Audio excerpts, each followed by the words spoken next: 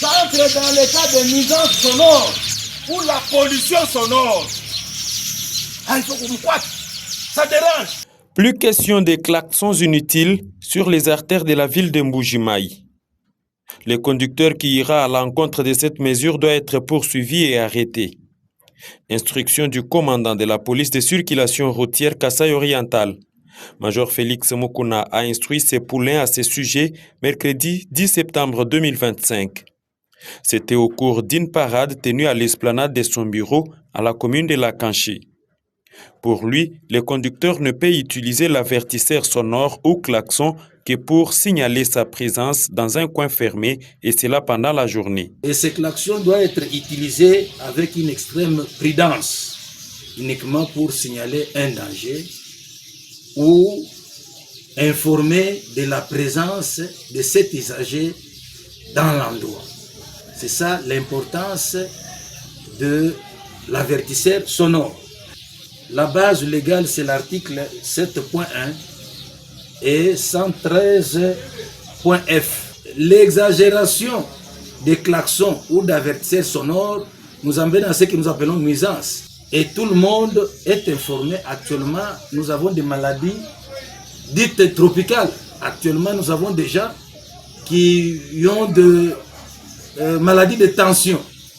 Nous avons des gens qui ont des céphalées exagérées. Nous avons aussi des gens qui ont des maladies du cœur.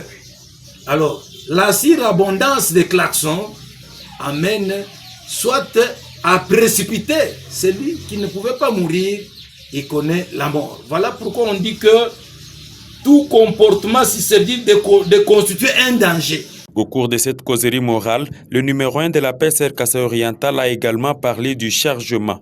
Il a précisé que chaque engin a un poids lui reconnu et signalé dans sa carte rose. Celui qui charge à l'excès tombe dans la contravention et mérite une sanction. Alors, revenons sur l'aspect technique. Nous avons, sur l'aspect technique, donné 3 hypothèses pour parler de mauvais chargement. La première hypothèse, nous avons fait allusion à l'arrimage, c'est-à-dire la manière dont les marchandises sont liées. Donc, on doit tenir compte de l'arrimage. Comment vous avez lié vos marchandises. On doit tenir compte aussi des PTAC, c'est-à-dire poids total autorisé en charge. Et là, il faut faire allusion à la carte rose. Voir est-ce que les poids transportés, c'est les poids prévus dans la carte rose. Là, on a dit 2, toi tu as 5. Lorsque tu es déjà à 5, tu es aussi devant une hypothèse de mauvais chargement.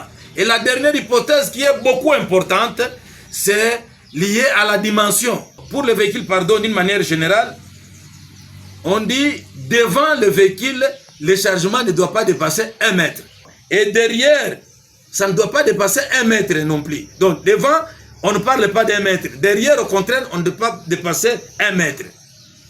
Au niveau de la hauteur, on ne peut pas dépasser 4 mètres. Et au niveau de la largeur maximum, pour le véhicule, c'est 2,5 mètres. Major Félix Mukuna a en plus appelé ces éléments à la vigilance, surtout dans les différents postes de travail. Il préfère que chacun joue pleinement son rôle. Ce n'est pas un terrain de jeu.